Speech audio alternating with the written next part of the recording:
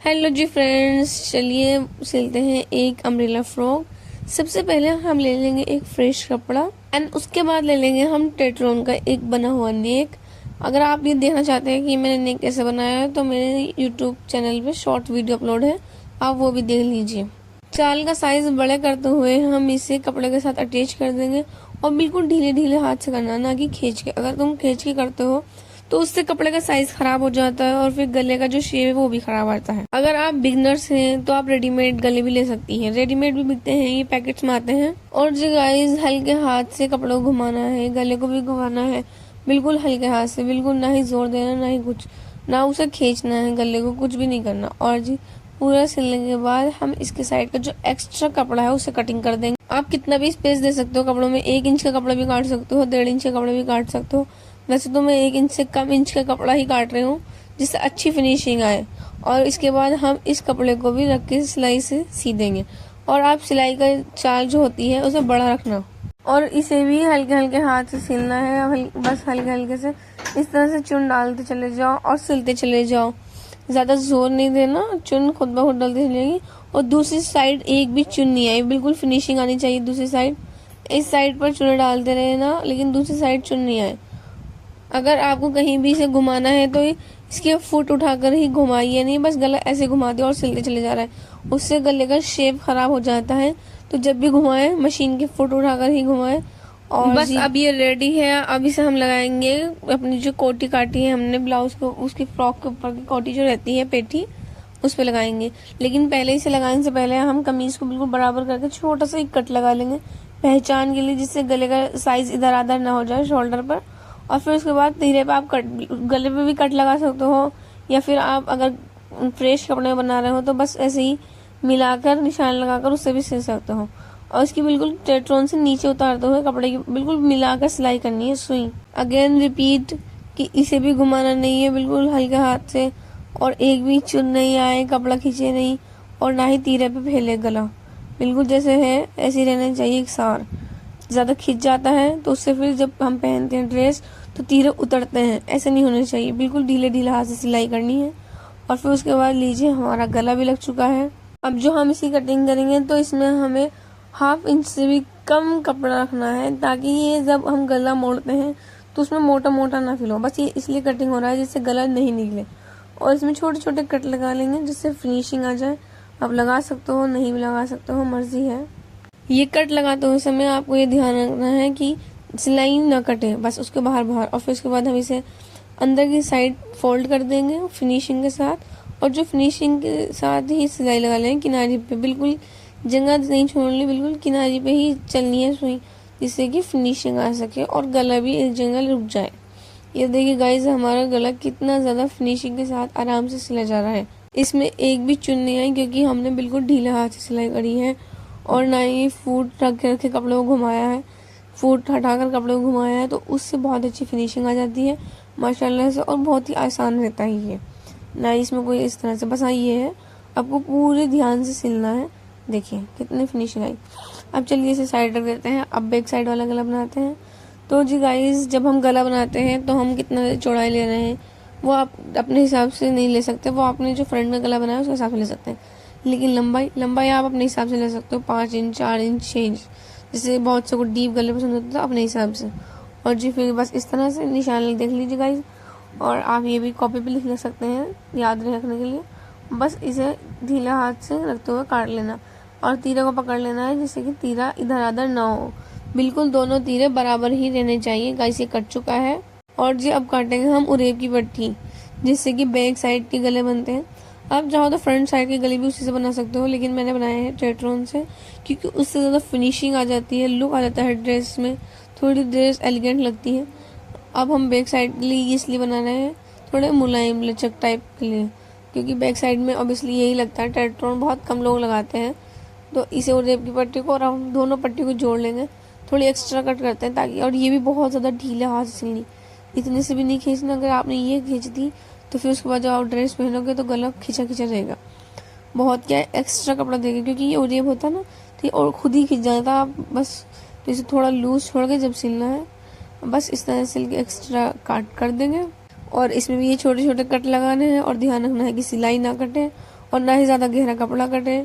बस ऐसे कट लगाने के बाद एक कपड़े को ऊपर पट्टी की साइड फोल्ड करते हुए, पट्टी को नीचे की साइड फोल्ड करते हुए, किनारी पे इस वाले जो हमने पट्टी लगाई इस पे सिलाई करनी है, ना कि कमीज पर। इस पे सिलाई करनी है, ये ध्यान रखना है कि किस जगह सिलाई करनी। इस पे हमारी सुई इस पर चलनी चाहिए, बिल्कुल किनारी पर, जिससे कि लॉक हो जाए। अब जो सिल रहे हैं हम, अगर यहाँ पे खिंच जाती है तो भी प्रॉब्लम आती है, वैसा आप इस हिसाब से सिल सकते हो। ये नहीं बहुत ज़्यादा लूज। अब तो ये बिल्कुल सीधी पट्टी की तरह हो गई। अब ये रेप की पट्टी नहीं थी, अभी बहुत अच्छी सिल जाएगी। और जी कट करने के बाद कितनी अच्छे से फिनिशिंग हो गई। अब ये इस तरह से हम तीरा लॉक कर सकते हैं, टेट्रोन वाले कपड़े की अंदर रख के और ऊपर से वो रेप की पट्टी को फोल्ड करके आसानी से सिलाई करना। और यहाँ पे भी ज़्यादा खींच नहीं है, नहीं तो तीरे ख़राब हो जाएंगे और सिलाई टूट जाती है बाद में। डबल सिलाई कीजिए अच्छे से। इसी तरह से हम ये वाला भी फोल्ड कर लेंगे। लीजिए गाइस, दोनों तीरे सिल चुके हैं। अब लगाते हैं हम फिटिंग का निशान। फिटिंग का निशान लगाते टाइम हमें बस ये याद रखना है, जितना हमने स्पेस छोड़ा था उस पर भी निशान लगाया, और फिर उसके निशान लगाने के बाद जो आपका मार्जिन है आप उसे नाप लें कि हमारा मार्जिन सही बैठा है नहीं। वैसे मेरा तो एग्जैक्टली याद ही है, तो इसीलिए बस मैं इधर सिलाई लगा लूँगी दोनों पर, डबल सिलाई पक्की करके अच्छी, क्योंकि ये ख़राब हो जाती है। लीजिए गाइस, दोनों सिलाई लग चुकी हैं। अब हमारे ये हैं घेर जो घूम होते हैं। अब हम इन घूमों को दोनों को उल्टा करके एक साइड सिलेंगे, और यहाँ सिलाई लगाते समय बिल्कुल मतलब मैच करना है, कपड़ा धराधर ना हो, और फिक्स करते रहना बार बार अच्छे से, नॉर्मली, मतलब जैसे भी आप, खींचना तानना नहीं है। और लीजिए गाइस, बस इतना ही आसान था ये फ्रॉक सिलना। आप कोई भी ड्रेस बना रहे हो, बस आपको ये ध्यान रखना है कि गला अच्छा से बनना चाहिए। अगर आपके ड्रेस की पेटी का अच्छा बन गया है तो बहुत बढ़िया। तो गाइस, ये घेरा कंप्लीट हो चुका है। अब हम इसके घेर को फोल्ड कर देंगे अच्छे से, ताकि फिनिशिंग आ जाए। आप इस जगह पीको भी लगा सकते हैं और इस जगह पेस्टिंग भी लगा सकते हैं, थोड़ा थिक दिखने के लिए। लेकिन मैं सिलाई कर रही हूँ क्योंकि मुझे तो इसमें हैवी, ये पहले ही लीलन है तो लीलन तो भारी ही होती है। लेकिन आप पेस्टिंग, कैन कुछ भी यूज़ कर सकते हो इसे कड़ा दिखाने के लिए, या फिर पीको करा सकते हो। वो जो तार वाला पीको आता है वो भी करा सकते हो। वैसे अगर हम नेट वाली ड्रेस बनाते हैं या जॉर्जेट वाली ड्रेस बनाते हैं तो उसमें तो हम वही वाले पीको कराते हैं, बट कपड़े में तो हम ऐसे ही सिल लेते हैं। आप इसे थोड़ा और बारीक भी सिल सकते हो, थोड़ा और चौड़ा भी सिल सकते हो, बट लेकिन जब आपको कटिंग करनी है उस टाइम पे ध्यान रखना है कि आप कितना कपड़ा रख रहे हो, उतना ही कपड़ा फोल्ड होना। लीजिए गाइस, हमारे घूम भी रेडी हो चुके हैं। अब हम इसमें फिनिशिंग लगा के और इसमें ऐड करेंगे पेठी। और जी गाइस, अभी तो मैंने आपको ये सीधी करके दिखा रही हूँ कि इस तरह से ढीले ढीले हाथ से रखें, बस इस तरह से सिलना है। अगर आपके बेल्ट या पेटी कुछ छोटी या बड़ी आती है तो आप उसे एडजस्ट कर सकते हो, बेल्ट को, उसे पेटी को नहीं, जो घूम है घूम को एडजस्ट करना, क्योंकि पेटी तो हमारी फिटिंग की होती है। और फिर जी गाइस, घूम सीधे लेने हैं और पेटी उसकी साइड से उल्टी करनी है, मतलब आपस में तो ये सीधे टच हो, तो इस तरह से फिर राउंड राउंड सिल देना है। और ये हमेशा याद रखना कि एक कपड़ा दूसरे कपड़े के अंदर की साइड से डालना है। क्या आप पेटी भी डाल सकते थे, घूम उल्टा करके पेटी सीधी रख सकते थे, या फिर आपने पेटी उल्टी कर ली तो घूम सीधे रख ली। बस इसी तरह से इन्हें सिलते चले जाना है।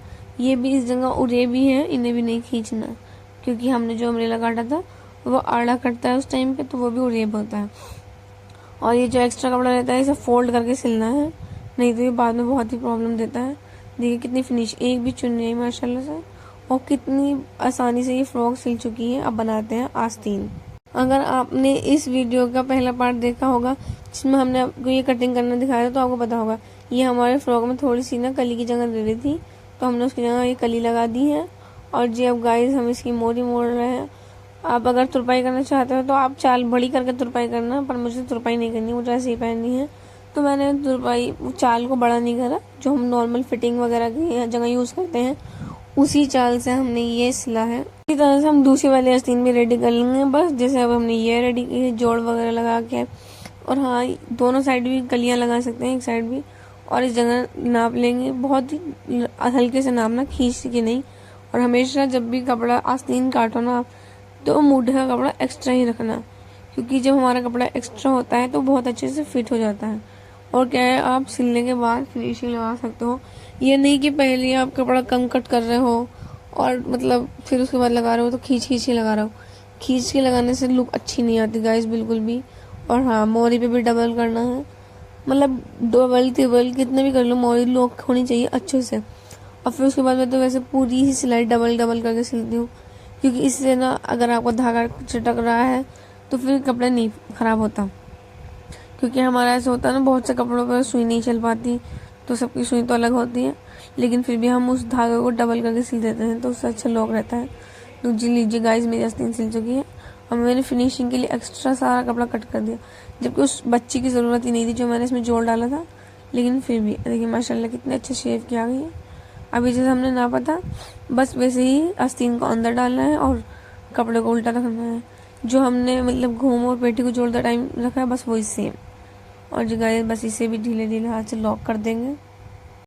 तो जी गाइस, अगर आप चाहते हैं मैं इसी तरह की सिलाई की फुल ट्यूटोरियल वीडियो डालूँ थोड़े डिटेल में, तो आप कमेंट में ज़रूर बताना। और वीडियो अच्छी लगी हो तो लाइक करना और चैनल को सब्सक्राइब कर लीजिए। मेरी किसी वीडियो पे लाइक ज़्यादा जाते हैं तो मुझे मोटिवेशन मिल जाता है कि हाँ भाई, अब मुझे नेक्स्ट वीडियो बनानी चाहिए। और आपके यहाँ ऐसी फ्रॉक सिलने के क्या प्राइस है, ये भी मुझे कमेंट में बताना। मिलते हैं नेक्स्ट वीडियो में, और दुआ खैर में याद रखना। चलिए फ्रेंड्स, अल्लाह हाफिज़। बस ये ड्रेस सिल चुकी है, अब आप इंजॉय कीजिए इसका फाइनल लुक।